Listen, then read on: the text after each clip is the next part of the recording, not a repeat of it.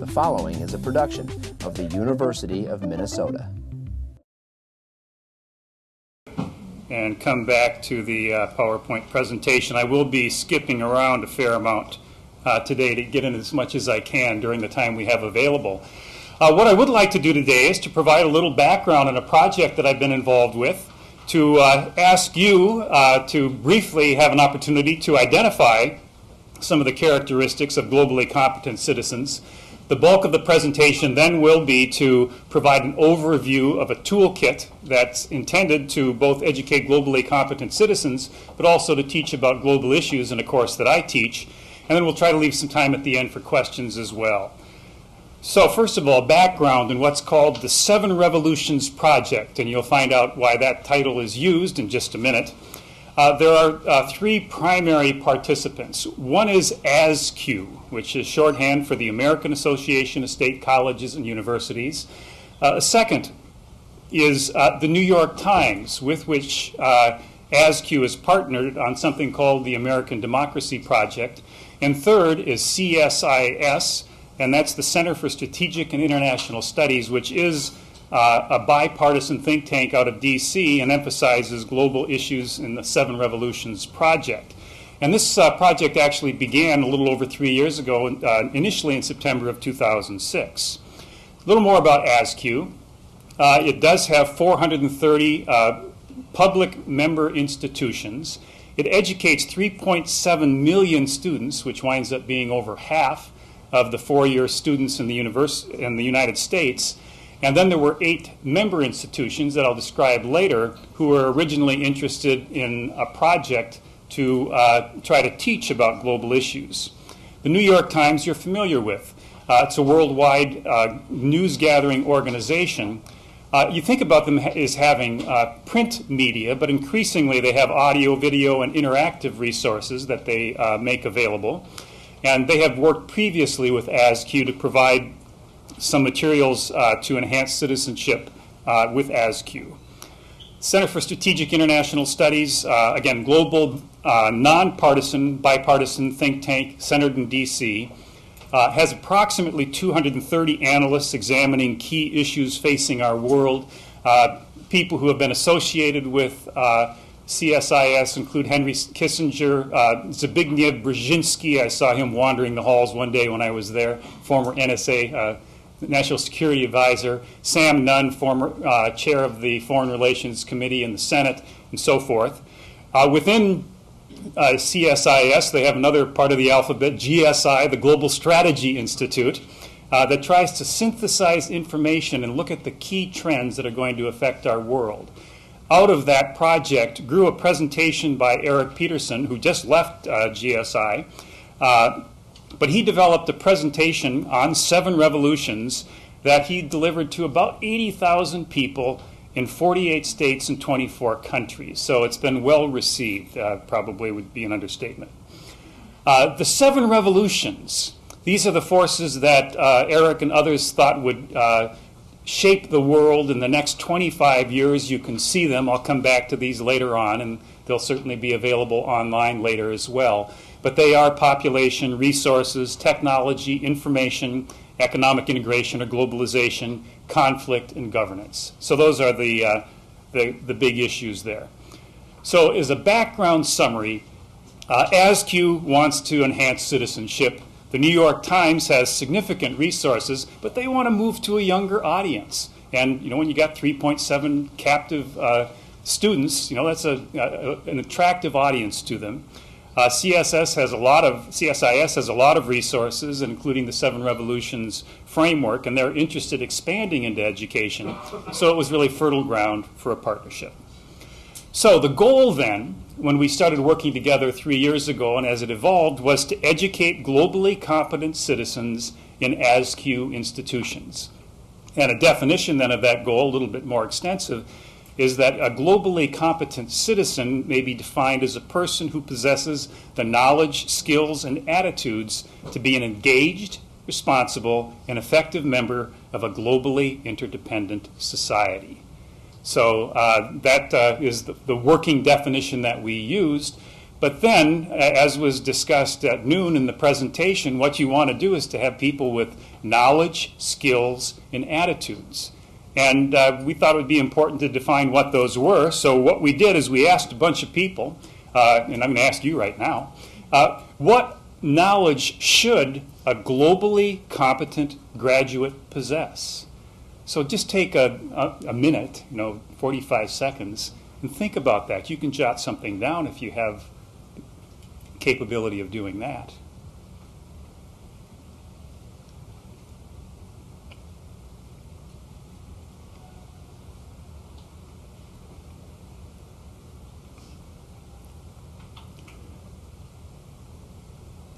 Okay, so about 3 years ago, I asked a bunch of people around the United States and different institutions that were participating in this project, 21 folks, and I said, well, what do you think in response to this question? Then I analyzed those results, and here's what we found. So you can see a list there. You can read through them more quickly than I can say them, so I'll just give you a chance to glance at those.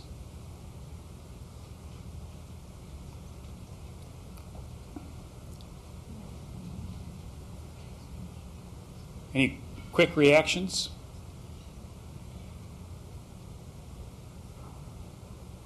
Yes? Are they in order because of a specific? Nope. They're just kind of random there.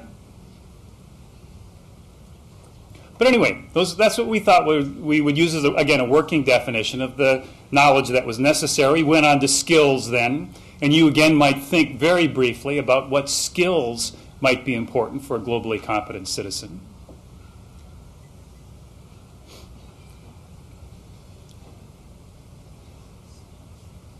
Yes? Is different perspectives from different culture emphasized? Well, we'll find out in just a minute, okay? I mean, there might be, we're focusing on the U.S. What do we want students in ASQ institutions to know?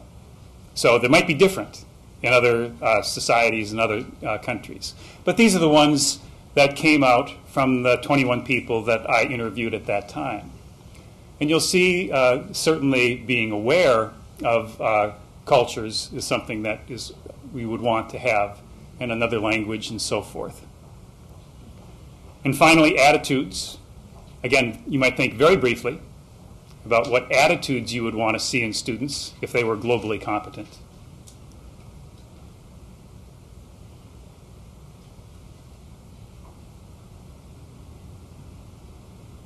And then, again, these are the kinds of things that I identified at analyzing the results from 21 folks around the country.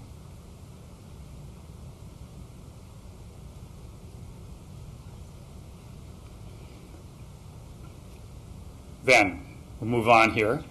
So what we wanted to do then, given that we had that particular goal, educate globally competent citizens, a set of knowledge, skills, and attitudes that we wanted to foster, we had to take a look and say, well, what is the setting for which we're trying to develop a curriculum? And we talked and said, well, let's focus on ASQ institutions. Those are the ones that we represent. So it's four-year institutions across the U.S. But also looked at what possible settings the set of curriculum, the toolkit, could be used in.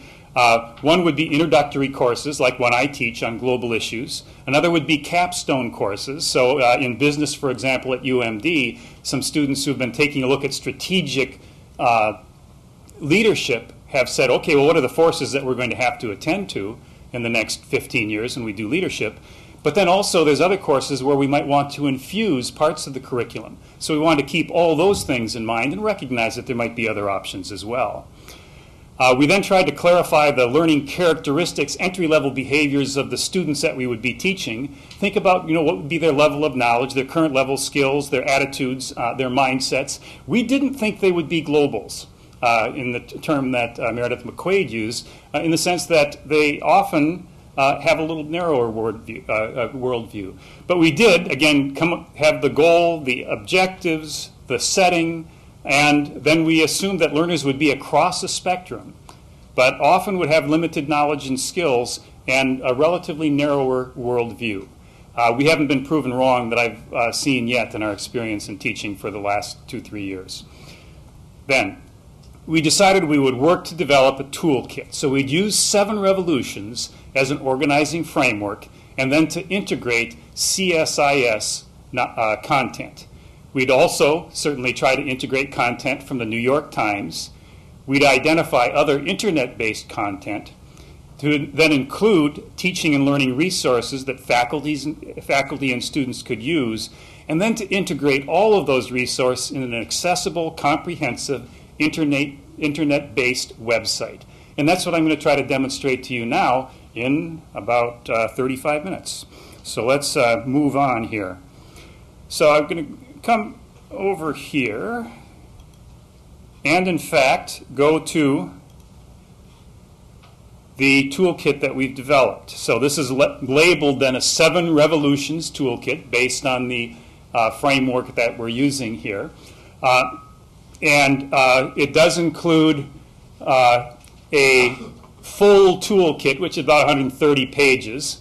It includes a little flyer about the activities, and there's also a student guide. And I'll just click on that student guide here and find that, oops, this kind of goes out once in a while, that what this does is to give an overview in about 3 pages each on each of the 7 revolutions. So that's one way to introduce students to 7 revolutions. Let me come back then to the toolkit, and we'll take a look at what's included. We do have an introduction that includes some of the information that I just shared with you, background information. It then goes through each of the 7 revolutions, providing some content, most of which is integrated then into the student guide. It goes on and provides some case studies. These are the schools that were involved in the what we called initially the 7 Revolutions Project. And you see they're from across the United States. And there's a case study then about how each of the institutions has used this curriculum to internationalize their curriculum, and in some cases to internationalize their campus. So, for example, Cal State at Fresno, Martin Shapiro has been a representative from there. He has integrated courses into an honors, integrated content into an honors course that's interdisciplinary, and then he has also been working to create a cross-campus requirement on content related to 7 revolutions. If you go to Fort Hays, the second one there, one of the things they've done is they've had an innovative way of looking at the 7 revolutions, the forces that are shaping the world, and then what they do and say, they're from Kansas, how does this affect Kansas? So they take a look at population and see that urbanization is one of the worldwide trends, and then they take a look at the growth of the major cities in Kansas and they say, aha, it's happening here too. Or they take a look at migration across borders and say, we have a lot more people from different countries in our state now than we did previously. Another campus is Southeast Missouri State. One of the things that they do is they identify 30 very competent students from across campus, and they have a course before they go to Washington, D.C. and spend 1 week at the Center for Strategic and International Studies to get involved in briefings about the various topics that are relevant, but then they also get involved in a case study where they need to provide testimony around a particular issue. So the case studies have provided a number of different opportunities to take a look at how you can use the curriculum and how, in fact, different campuses have been working towards internationalization. Another thing that I'll go over just very briefly is that part of the toolkit includes course outlines and syllabi. Again, Cal State, Fort Lewis are mentioned there, and I actually have 2 of them. One, I teach a course online on global issues. I also teach a course in the classroom, introductory liberal education course by that same title. So gives some examples of different kinds of syllabi that can be used. What then gets more interesting to me is that there's a number of different teaching materials that have been developed. And there's a number of things here that are included, and I want to demonstrate some of them, some that are listed here and some that aren't. So let me go through here. I'll go back over to something else. One of the things that's listed is something called a global village. This is one of the things that I contributed. I'm going to come back and actually show you one of the ways that we have developed to deliver course content. It's called Epsilen. It's a course management system. Originally, it was developed in Indiana, and the New York Times looked at it and said, boy, that looks like a nice tool. Why don't we buy the majority of that so we can have a little more influence? So they did it. And then what they've done is to enhance then with their additional resources to be able to enhance this course development and management system. So I've taught using it a number of different times. And you see that there's a lot of capabilities down here. You can, the number of different resources, the lessons I'll go to in a minute. They have chat capabilities, blogs I use, wikis I use. There's a grade book that I don't use as much because it is cloud computing off campus. So I can use what I want and not what I don't. But I'll take a look at lessons. And one of the things that I do is I then have 10 lessons, one for each of the revolutions, and then starting out with an introductory lesson here. And I then have some global perspectives, problem solving, futures, systems perspective that I try to integrate into the course and that are available as different kinds of teaching materials in the tool book. But also then I do something called global perspectives. Let's go down a little bit further here and go to global village. And what I try to do is to create in each of the classes that I teach related to global issues a global village, depending on how many students are in the class. So I've developed a little framework that I'll share with you here that has a list of countries. Lee, do you still have the, is that mic on? You know? Let me see if I can, little delay. Let me see if I can use this. So what I've done is to create a list actually of 100, but I only had 30 in the sample class. And I said then, let's take a look at the countries of the world and try to then create a group in class that's proportionate to the number of people in various countries. So you'll notice on the top of the list is China. And I then said that this person will be female, 32, living in a rural area, and then I assigned a student to be that person.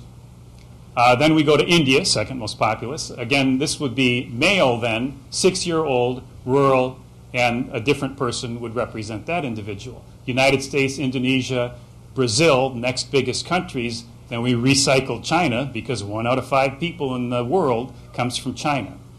So then what we do is I ask them, we'll go back here,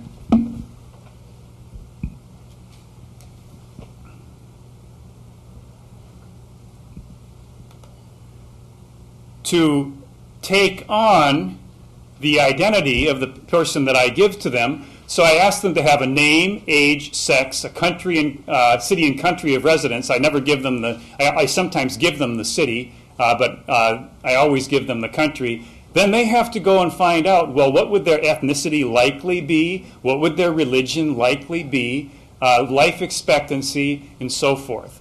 And I tell them one of the places you can find that is the CIA World Factbook. And they have sometimes some negative reactions to the thought of the CIA, but they do collect and provide some very useful information. So I then have as well a little wiki with tips for working on the Global Village blog that I've put some information in there. I encourage students to add to it, but they have been reluctant to do that so far. But then I ask them to create a blog, first of all, with this information, but then every time we cover a new topic, like population, I say, well, how does population affect the country you represent? And in China, obviously, there's a big issue there, 1.3 billion people, one-child policy instituted back in 1979. They have a situation where the population is aging very rapidly. Because of the preference, traditional preference for males, at any different age group, they might have 5 million more males than females. So a lot of things that would be interesting there. Then you go to another place like Nigeria, and they're a developing country. Their population is doubling about every 30 years. and it would be a very dramatically different experience. So then I asked them to both create the blog, but then we share that experience in class. So it's an example of one kind of teaching material that's available. Let me go back then to the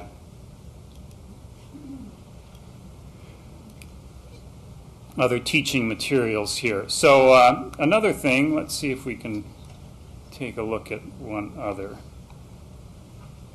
Here's one, taking action. This is comes from Martin Shapiro out at Cal State Fresno. And what he says is that, we take a look at all these different topics, and most of all you learn about them, but what we want you to do is to go out and do something.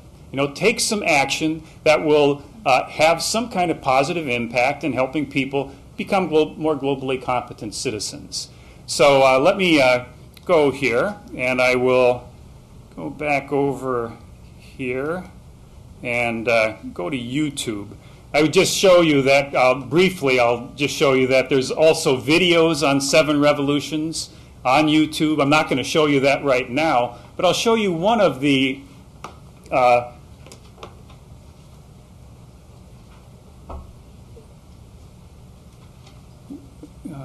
one of the results of this taking action activity. Okay, let's see if this will really turn it up here. Plastic bags. Why plastic bags are evil. So this is that's one of the Martin's students developed this as one of her projects, a taking action project. So let me show this a little bit. Every time you go to the store, you have to make a choice, paper or plastic. Americans choose plastic 100 billion times a year, and this is a problem because plastic bags are evil. It takes oil to make those bags, something like 12 million gallons a year. And getting all that oil sucks up some of our natural resources, and kind of ruins others. What happens to a plastic bag after we use it? Well, even if you put them in the trash, plastic bags are good at floating away, and they end up in our streams, where they slide down to our oceans, where they hang out with other trash, in places like the North Pacific Trash Jar, a space in the Pacific Ocean the size of Texas that's made up of more trash than anything else. Eventually, our plastic bags get sucked down to the bottom, where animals either eat them or get stuck in them. Animals like fish, turtles, seals, and even whales get killed by plastic bags every year. Jerk. It'd be nice if we could recycle these bags, but the truth is, most recycling centers just take them to the dump, so that they don't get caught in the machinery and ruin all the other recyclables.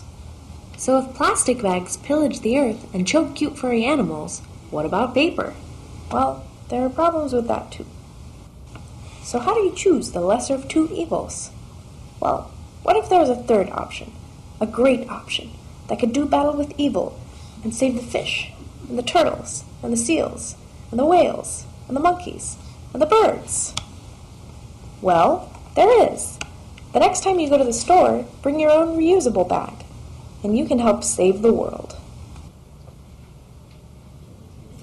Okay. So you get an example. Yeah, I enjoy watching that. You get an example of the kind of activity, taking action that I never used to do, and now I took it on. I thought that's much better than I used to require them to do a paper or to do a PowerPoint presentation, and those were good. But now I've modified this particular activity a little bit. Excuse me, I better get where I can get recorded here.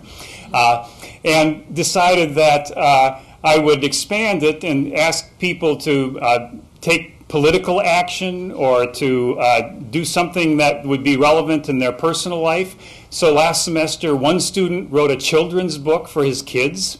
He spent about 50 hours on it. I tell him to take about 5 hours, and he said, could I have a little more time? This has taken me longer than I anticipated. But a very nice little children's book that he's going to share with his kids, and that I use now as an example. Another student did a YouTube video where he described a group that he's involved with that is involved in sustainable recreation. So they go out backpacking and canoeing and so forth around the Duluth area, and he made a YouTube video sharing the philosophy behind the group and also some of the activities and encouraging other people to be involved in similar kinds of leisure sustainable events. So it's fun to see some of the things that they're doing there. And let me get out there. So I don't know how many times this has been viewed. 538. So it's not going to change the world immediately, but certainly have an impact. Let me come back then to the toolkit. See if there's anything else here. What I might do is just take a look, first of all, at the futures perspective. This is one of the three perspectives that I try to integrate. And what it does is to talk about the non-existence of the future, that we really don't know what's going to be coming up in the future, the idea of alternative futures and images of the future. And I look at the three Ps: possible, probable, and preferable.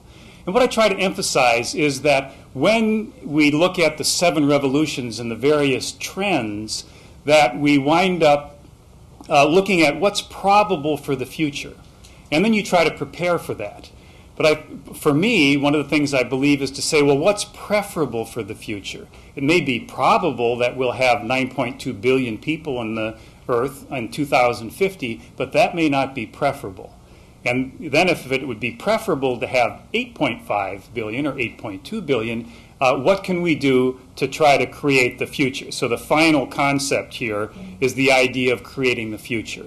So I then say, okay, what would we have to do in order to create a more preferable future with respect to any of the 7 revolutions? And then there's some questions associated with that as well. Let me go back here to a little different thing. The other, related to that, a futures technology is a futures wheel. And one of the things that I wind up doing later in the course is I actually bring in a can of Coke. And I say, if you think about an event like buying a can of Coke, what is the implication of that? Well, how does that affect other events that occur in the world? So I come in with my Coke and take a sip and then say, what are the first order consequences? And I spend maybe 60 cents or something. That would be one thing. I consume it, which includes a bunch of sugar, a bunch of coloring, some caffeine, and so forth. Then I have to deposit it someplace. Originally, when I started buying my Coke and using this example a number of years ago, there was no place to put it other than in the dump, and then I'd carry that out. And it's one of the things that I was doing is contributing to one of my colleagues having a new dump put in the back of his property out in the rural area. And then you go the other way and you say, well, you give some money to Coca-Cola. Well, I'm helping to support Coke around the world. I'm getting some money to the shareholders and so forth. I drink some sugar and some caffeine, so it gives me a short-term high, but then I kind of collapse a little later in the day. And then increasingly I've been able to say, that I've got this issue here that I want to think about as well. So anyway, I try to use this small example in a way, idea of systems thinking, really. It's called a futures wheel, but it's really systems thinking to say, well, what are the implications? And then I say, well, what are some decisions you make? Well, at UMD, you can take the bus free to campus, or you can have a car and come and park it. And you think about the decision to have a car or not. And that's a big one in terms of how it impacts a number of different of the 7 revolutions. So a futures wheel, useful tool in my experience. Okay, let's come back then.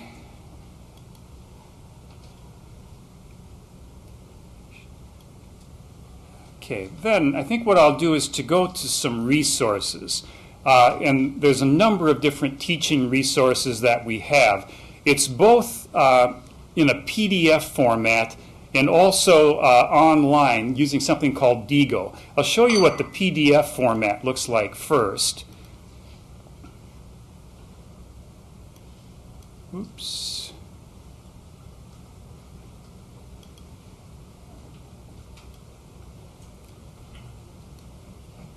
And what it starts out doing is to say that, we're going to try to keep this updated. This was actually developed now about 9 months ago. And the print version is a little bit out of date. We're just updating it now for publication in hard form, and then we'll have another revision of the PDF that's available then. But then I'll also show you Digo a little bit later. But then what we do is we talk about some New York Times Internet Epsilon-based resources, some things that are at CSIS and the Global Strategies Institute. We have some other online resources. For example, the CIA World Factbook, the United Nations has a wealth of information, the World Health Organization, something called World Mapper. I'll show you a version of that in the YouTube video or a TED video that we'll see a little bit later. There's online videos. If you haven't seen TED previously, I would sure encourage you to take a look at that. BBC, CNN, PBS has a lot of information. So it's just going to continue down here for about 50 pages worth of resources. And you can look at them in that format. Sometimes it's easier to find things scrolling through, but I'll show you another format. But let me show you some samples of some of those resources. So I'll go first of all to Alyssa Miller sharing some information on TED. We'll see if this is still geared up here. She's the head of Public Radio International. Well, I got sound, I know that.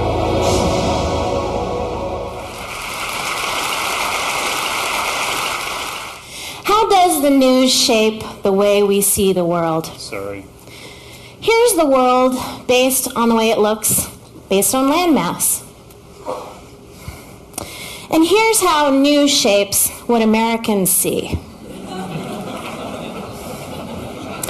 This map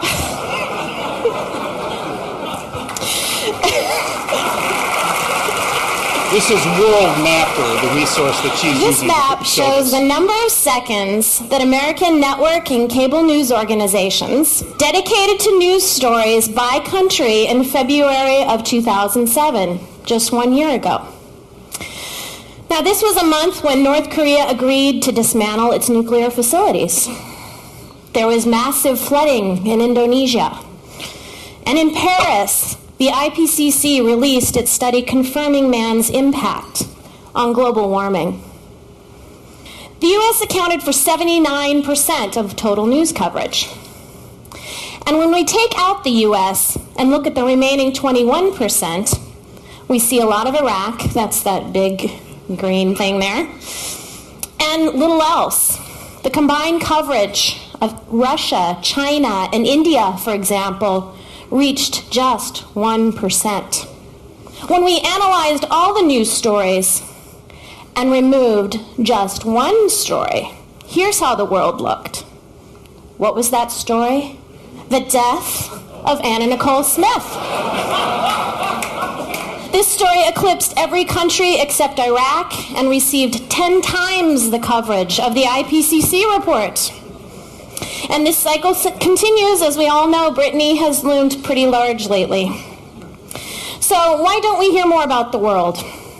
I'm going to stop there. She's going to go on and talk about the news agencies and how they've diminished their staff around the world and their coverage around the world and so forth to save money. And this is older now, so it's 2 years old, and it's based on data that's 3 years old. So I always provide a little introduction to the students who, if it's more than a year old, it's way out of date. But then I ask them, so what would happen if we had that particular kind of world mapper last summer? What would have happened then? Michael Jackson. Yeah. So I would guess the coverage, if anything, was greater with Michael Jackson than it was with Anna Nicole Smith. So, and some of the specifics change, but I think you know the trends and why, in fact, I use this very early in the course, when say, as students, you really have to work to get information about what's happening in the world, because if you rely on the news media, it's going to be pretty narrowly focused. So that's an example of TED Talks.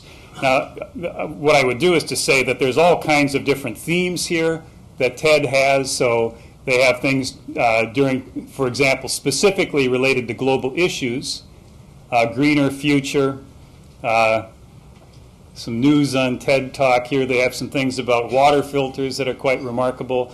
Ray Kurzweil has been a participant here, and some wonderful resources. Again, something that I wasn't aware of before I got involved with this project. Then let me come back again to the Global Strategy Institute. This is the toolkit. The other thing that happens is that the Center for Strategic and International Studies has been involved in accessing some of the experts that they have available to them.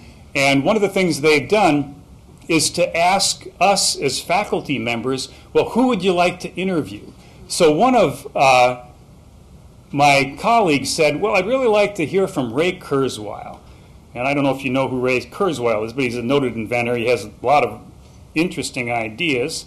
And I think he's on page 2 here, so I need to try to get to him. So here's Ray Kurzweil. And what CSIS did is they wrote out to us, first of all, Nate Phelps from Western Kentucky said, I'd really like to hear from Nate. And then when they really like to hear from Ray Kurzweil, and then when they lined up the interview, what they did is to send out to us and say, well, what would your students like to ask Ray Kurzweil? What do you think would be important as a faculty member point of view to ask Ray Kurzweil? So these are the things that came out. He's written a book on the singularity. He talks about the negative side of technology. The one that I asked was about technology and resource management. So that was one of the things there. Let's actually go and hear about the singularity. He gets most excited when he talks about this. So and usually what I wind up doing is I show one that I want to show, and then I ask students, what would you like to see? And then they are able to answer a question. So this is coming out here. It's a little smaller, but hopefully the sound will work well. The singularity is not a single soundbite as a concept. There are a number of underlying ideas. One is that information technology grows exponentially, and it turns out to be amazingly predictable. I mean, people say you can't predict the future. It turns out the exponential progression of information technology, and it's not just computation, it's things like genetic sequencing, brain scanning, anywhere you can measure the underlying information properties, grows at an exponential pace and amazingly predictable. I have a graph of the price performance of computers going back to 1890, the first automated American census. So he's going to talk a little bit, and I wish I could show you all of it, but we'd use up about half of our remaining time, so I won't do that. But basically what he says is we're reaching a point, the singularity, where machines will have more capabilities than humans. And for some, that's a very scary proposition. For him, it's something that he's looking forward to. He's trying to stay alive until the technology comes to provide him with immortality. So he takes about 150 pills a day. Interesting fellow. Anyway, I want to show you a little bit about another resource. This is the Epsilon Resource, and I want to come and show you some different resources here. Go to population. So this is the first trend, and they have, let's see what they're doing here. They're not giving me that. Okay. Come back and take a look at population overview. Have some learning activities there. So there's some different things that we can do. We can take a look at a video of Eric Peterson describing what population is and the issues that are going to be prominent there. You see here as well that within population, growth in developing countries, aging in developed countries, urbanization, and migration across borders are very important issues, and there's actually a section on each of these. This template over here was developed by the Times to correspond to the various 7 revolutions and the trends within them, and then they have a number of resources available. They also have developed some resources that are very useful. Here's an interactive map that they have developed, and what it does is to show the average number of migrants from 2000 to 2005. So it's a little out of date now, but it gives a pretty good sense of some of the things that are happening with migration around the world. And for example, I just got back from El Salvador. Let me see if I can find El Salvador down here. And they have 29,000 people a year that leave. That's old statistics now. There's actually 2 million El Salvadorans living in the U.S. out of a population of 7 million that's remaining. So that's a huge issue. Another issue is money, the remittances. So if you take a look, For Mexico, obviously a lot of remittances there, and other places like India and China and so forth. So this interactive effort is important. But then if you take a look at the money sent home as a share of the gross domestic product, you find out that, for example, in Tonga, it's 30% of the gross national product. Here's Nicaragua, 11%, Honduras, 20%, Guatemala, El Salvador, 18.10%. That continues to this day. So out of their gross domestic product of about 27 million, 3.7 million is sent back in remittances. Makes a huge difference to families. And then additionally, when they've got 2 million people in the United States, they also then want to communicate with them. So again, with a population of 7 million people, El Salvador, doesn't have a very high gross domestic product per capita. They have 6.5 million cell phones. So 6.5 million cell phones for 7 million people, and they want to maintain contact with the people that they know in the U.S., so they'll keep sending them money. And obviously they have family ties also. But it's certainly a very important issue for El Salvador, and this kind of interactive feature enables one to see that. Again, the Times has audio interviews, so I asked Tom Friedman to talk about green power for us in terms of looking at sustainability and also the effect that us sending so much money over to fund terrorists has, and so forth. So there's some provocative things that are available. Now I'm looking, and I got a lot more stuff I'd love to show you, but and there's a number of things there. I'll just show you one more thing, and then we'll go to some questions. So I'm going to go to DIGO, and this is a 7 Revolutions set of resources. And what I've done here is I've searched for population, and then there's a number of resources that are available here. It's the same ones originally that were in the online version of the toolkit, but what we've done is to add to them. It's a way to keep things up to date. So the Population Reference Bureau then is an excellent resource related to, let's see where we can go here. I've got to make this a little bigger. Come down here. Yeah, trust me, it's a great resource. But what you can do then is to access different resources that other individuals have used in their courses, and then put up here and say, hey, you ought to take a look at this. Now, so far, most of those come from the people who have originally worked on developing the toolkit. As we roll out a hard copy, maybe in the next 2-3 weeks, and as we then have an updated version of the toolkit and let more people know about it, our hope is that people around the country will add resources. They'll tag them related to the 7 revolutions and various other topics, and we'll have a growing and dynamic set of resources that we can share for people who want to teach about 7 revolutions, global issues, any one of the topics that's listed there. So I think I'll stop there with 4 whole minutes left and see if you have any questions.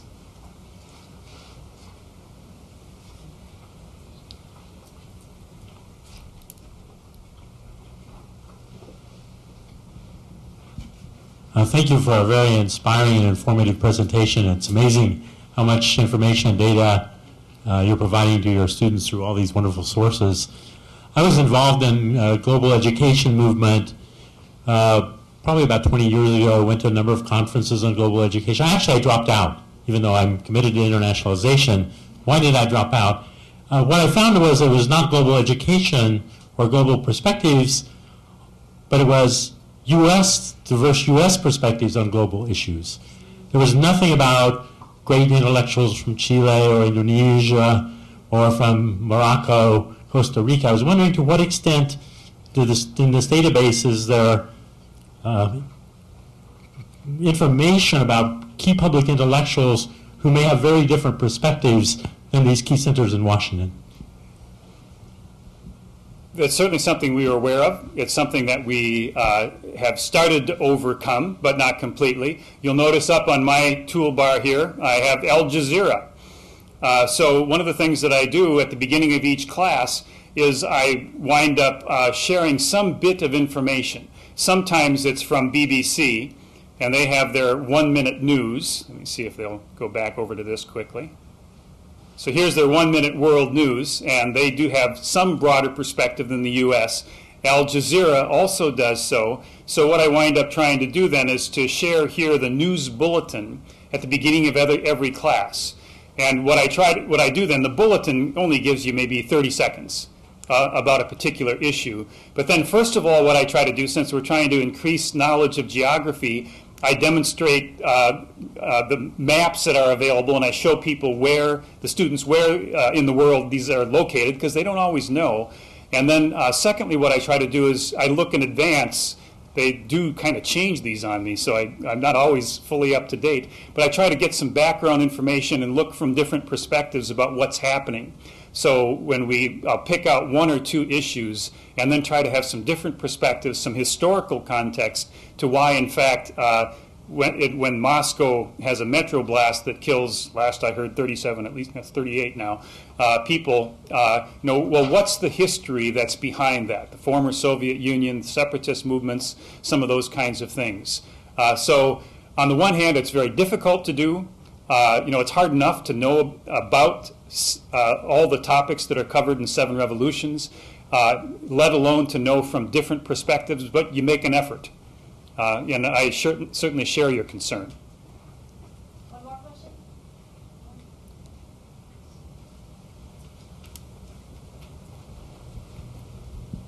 I was very interested in the global village concept and giving personas to students. Have you had international students in your classes? Yes, I have. And it's very interesting. I try, quite honestly, to assign them to be in the U.S. If I can do so, because then they take on that perspective. But what they do is they really provide a check. Certainly one of the things that students find is that it's really hard to characterize the U.S. How is the U.S. affected by population? You can do so to some extent. But then the international students, I check with them in advance. So I have a student from Pakistan in the Global Issues Honors course that I'm teaching now. And there's somebody else in the class who's representing Pakistan. So I ask if it's okay if I will turn to her sometimes and say, could you say anything more about that? And sometimes, when we start talking about the tribal areas, she tries to say, well, how can you understand that? And she says that, to some extent, the tribal areas are autonomous, and they're much like Indian reservations would be in the U.S. So she does a nice job of adding. So I'm always excited when we have some international students. Increasingly, we have students who have traveled as well in more than a tourist capacity. That's all the time we have for this session. Thank you for attending, and I'm sure you can ask some questions afterwards if you'd like to stick around. Thank you very much. Thank you.